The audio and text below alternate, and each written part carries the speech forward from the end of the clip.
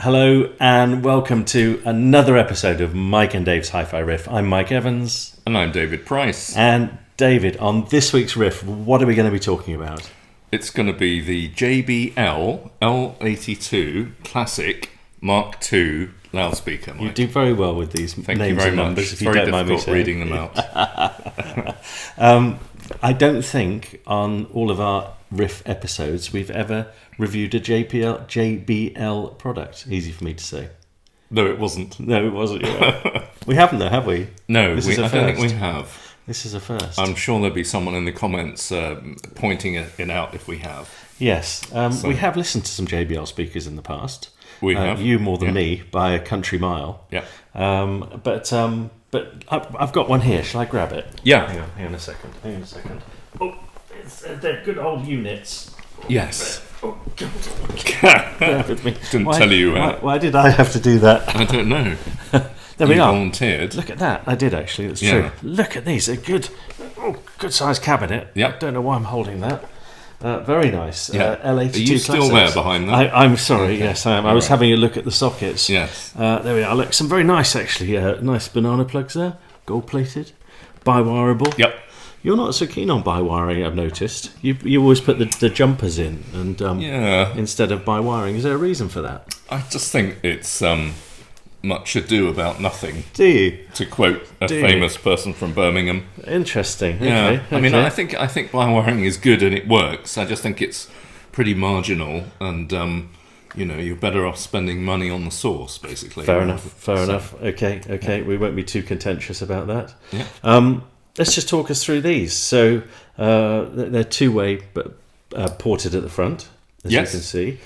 We've got a tone control. We have. I know you've taken to that already, Mike. I've tweaked it, haven't I? I've tweaked it already. You had it on 0 dB, and I pushed the treble up a little bit. So mainly, actually, I think because of where we position the speakers, because we were just slightly off axis with the treble units, weren't we? So that helped a little bit. And you are getting on a bit. Do you know that's such a sad truth, isn't it? It really is. Even worse. How many months older am I than you? Remind me again. Look, I didn't even say it, did I? I didn't say it, but you're a lot older than I am. A paper. Yeah, if you mean like 2 or 3 months. I'm happy to have this conversation. You're a lot older, an awful lot older. That's what they call an unforced error. It really was a schoolboy. Yeah. Paper cones. Yeah, pulp. Paper. Absolutely. Okay. It's a sort of papery, papier-mâché thingy, pulpy thing. Okay. So it's very interesting. So obviously, in case our eagle-eyed viewers hadn't noticed already, these are basically a retro-styled pair of speakers. Well, I was going to say they look like there's something out of the 70s, don't they? They do, yes. And very deliberately, they've got the kind of stylistic vibes of the old L100 JBL,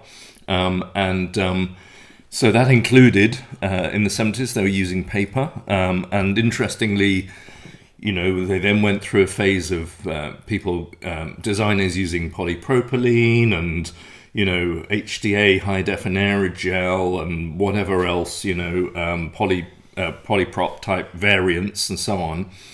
And a lot of speaker manufacturers seem to have gone back to paper. It's interesting, isn't it? It's very strange. We were chatting with Jez Kerr about this when he was with us on the sofa. Yeah. And he was saying, it's actually pretty cool material because it's very light. Yes. Easy to control. Yes. And it's got a lot of good properties. Yep. So if Jez says so, fair enough. Yeah, well, funnily enough, I remember asking someone very high up at Focal while we were... I visited Focal a number of years ago, and we were discussing the Grand Utopia, which had some kind of aerogel, glass fibre-y type drive unit. And I said, look, off the record, what's your favourite type of cone material? And he said paper. Really? So, Interesting. There we go. But, there's good paper and there's bad paper. And but this looks to be done very well with a really high-quality cone and stiff rubber roll surround there. Yeah. So, yeah. The other thing which I can tell it's not from the 70s is this treble unit. Because this is... titanium, I believe. Absolutely. Yeah, which was not particularly de rigueur in the 70s. I didn't know you spoke French. Thank you very much. Thank you. But is now. and seems to be like a cool material. Yeah, well, it sort of isn't. Again, it was very popular in the 80s and early 90s, and I don't know if you remember those Mordaunt short I do. TIs they had. Yeah. So, they were in fashion for a while, and they kind of went out of fashion. Was that Mo Iqbal? Yeah. He was monitor audio, but he did a very similar thing with titanium. Everyone was doing metal dome tweeters of some sort. I certainly remember the monitor audios. I remember them being quite bright for my ears. But these aren't, are they? These aren't overly bright. I mean, they're the funny thing about these is that every part of it is loud. It's a JBL, so the bass is loud, the mid-range is loud, and the treble is loud. So you could say it sort of balances itself out, really, couldn't you? It does. It's like with a graphic equalizer, all turned up to maximum. Exactly. Yes. But but I mean, I think that this is a much better dome tweeter now than a lot of the stuff they were using in the early 90s. It's just interesting they've decided in the speaker that looks quite 70s retro, deliberately so. They've decided to use quite an 80s tweeter technology, which is sure. But it's stiff, it's hard, it works, does the job. It sounds a lot more defined than a kind of cloth dome, doesn't it? Or a fabric dome kind of tweeter. If you ever see a graphic equalizer, yes, the first thing you do is put everything up as high as it will go, though, isn't it? Because that's the most fun setting, isn't it? Yes. And these speakers are a bit like that, and I think they're quite good fun because of that. Because it is like everything's been turned up to max. They are a lot of fun, and I think that's really quite cool. I've really enjoyed listening to these. Yes. They've surprised me. They weren't quite what I expected. No. In fact, they're probably a bit of a parody of themselves, really, if you like. Yeah. Because they do sort of do everything over the top. Yes. But I quite like that. It's quite cool. It's quite funky. They're a kind of sixth-form disco speaker, aren't they? Yes. Yeah. And they're great for rock music. They're great for dance and techno and rap and stuff like that. They really are. And these are made in California, right? I'm not sure exactly where they are. I'm only saying because I'm reading it on the thing. So, but the company's California. The company is definitely California. Of course, Californian. Yes. And and JBL, by the way, do all kinds of speakers, multiple applications, and this is their kind of retro range. They do much more kind of modern, narrow baffle, kind of more tower-like speakers. Sure. So it's not like this is everything they do, but it's just that JBL has that heritage of doing this type of speaker going back to the 70s, which is very iconic. And recognizing that, I haven't shown you. But this comes with a grill, which is a kind of orange foam. Of course, it is. Absolutely, I haven't seen that actually. Absolutely fantastic. But cool. I decided not to get the grill out because it might blind the camera, basically damage the lens or you. Yes. Do you remember when we did the review of the ATCs? I do. Years and years ago. Yeah. And SCM40s. SCM40s, which are one of my faves. We got a couple of mentions in the comments saying we don't believe you have them because we didn't have them with us because they're big old beasts. Yes. So I only put this on my knee just to prove that we do have a pair, but I'm going to put them down now because they weigh a ton. Yes, I'm going to have to drive you to Swindon Hospital soon, Mike. Absolutely. Gosh, with that multiple hernia. Blood clot or something. Yes. So, no, quite. That's better. Yeah, so they weigh 12.5 kilograms roughly per speaker. Right? Yes. Didn't tell you that before. No, thanks for that. No, they're beasts. They really are. Yeah. So music-wise, and this was quite interesting. So I felt, and like all speakers are a little bit like this, but I felt these more than most worked really well with some genres. Yes. Not quite so well with French others. again. So I don't know what's going on today. There we are. May we.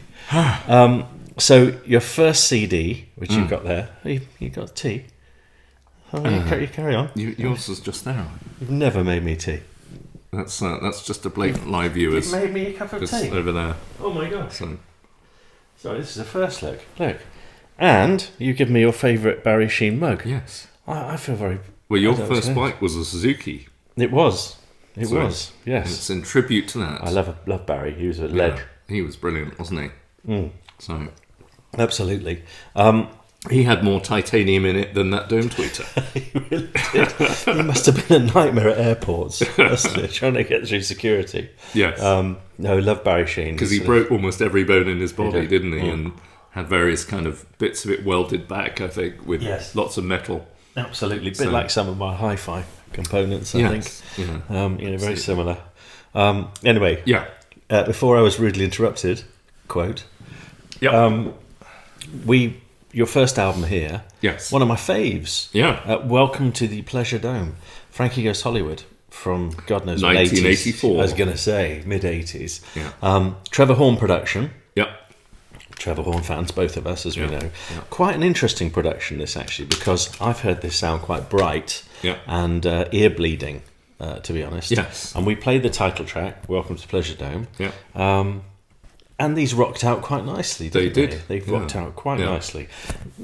A little bit single note bass. Yes. Is that fair to say? It is. But I really enjoyed it. Yeah. I really enjoyed it. Not too bright. Kind of compared to, a dentist drill, not too bright. You've just compared some JBL speakers to a dentist drill. No, I'm saying they're less bright than a dentist drill. But I'm glad you cleared that up. But I mean, actually, we both know, you were saying earlier, this is a really bright album, isn't it? Yeah. So what you meant is, for a really bright album, it wasn't too bright. No, exactly. Yes, it does. It does make perfect sense. So, I thought that was really good. It sort of it got on with it really well. Foot tappy, musical, fun. Yeah, really, really great. This is a CD, by the way, for our younger viewers. We were using your CD player through your Chord Hugo TT2 TT2 DAC.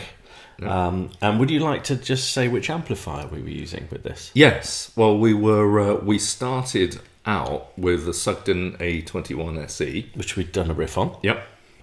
Which was a very good match. It was a great match. Yeah. Yes. Because the Sugden A21 is smooth and it's not searingly bright. It's very crisp and open, but it's not. It doesn't have an absolutely horrible jaggedy treble by any means. And I found it worked really well with the JBLs. Stunningly well. Really well. Yes. Yeah. I mean, if you kind of mess around with hi-fi as we do, far too much more than is healthy, you really begin to notice the importance of synergy, don't you? It's amp and speaker matching. We've talked about it before. It probably doesn't get as much airtime, does it, as it deserves? Because what we just tend to think is, look, there's a hierarchy, isn't there? Chuck as much as you can on the source, get the information, and then part of your budget towards the amp and your least amount towards your speakers. Yeah. But it's not necessarily true, is it? And I think that's one thing which we've found over the years. There is some synergy which needs to happen. And when you've got speakers like this, which probably have the capacity to be a little bit in your face, then having that lovely Class A smoothness was silky. The Sugden's a little soft around the edges, I think it's fair to say.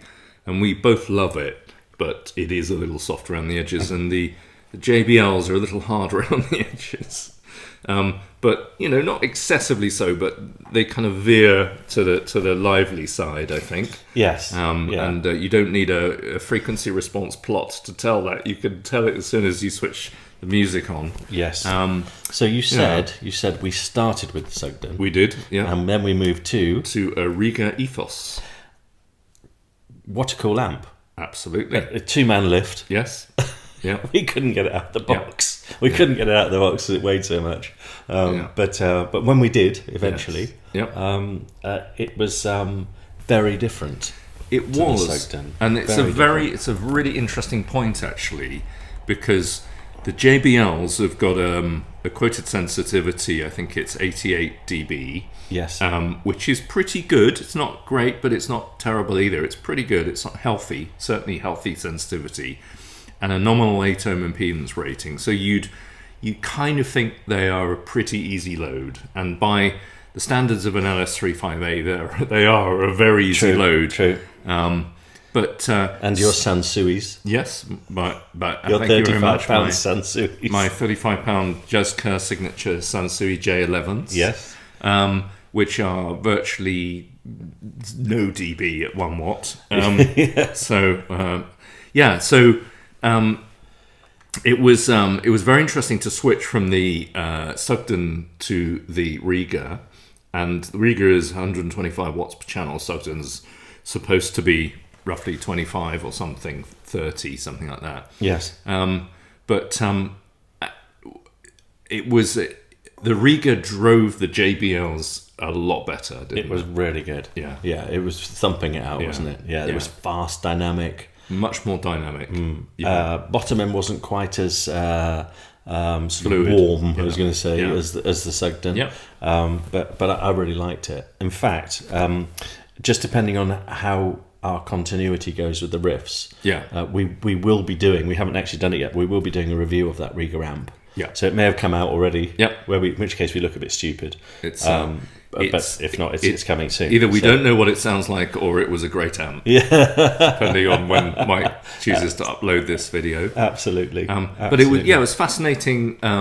So fascinating contrast, because we thought the Sugden would be easily, not in any way taxed by these JBLs, and they are a pretty benign load by most standards, but still it really liked the extra oomph from the Rieger. It certainly did. And the Rieger's got a lovely smooth tonality as well, by the standards of many amps.